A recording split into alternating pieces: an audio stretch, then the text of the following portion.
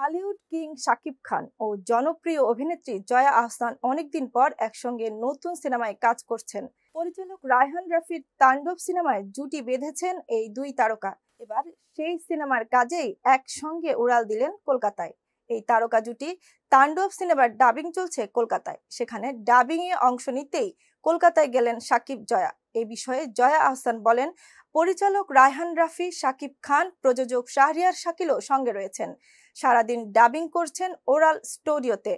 সন্ধ্যায় কাজের পর পার্টি, সেখানে জয়া, শাকিব, রায়হান রাফি, শাকিল তো রয়েছেন।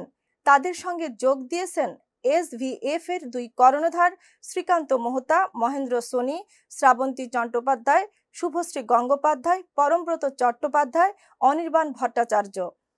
অ্যাকশন থ্রিলার ঘরানার ছবি তাণ্ডব।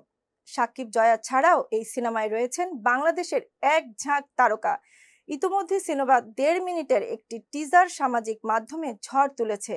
1.5 মিনিটের টিজারে অ্যাকশন ও রহস্যের ভরপুর করে তুলেছেন নির্মাতা রায়হান রাফি। তবে প্রথম 1 মিনিটেও ছিল না শাকিবের উপস্থিতি। দর্শকরাও খুঁজছিলেন সেই প্রিয় মুখ। তাহলে কি মাঙ্কি মাস্কের আড়ালে রয়েছেন শাকিব খান?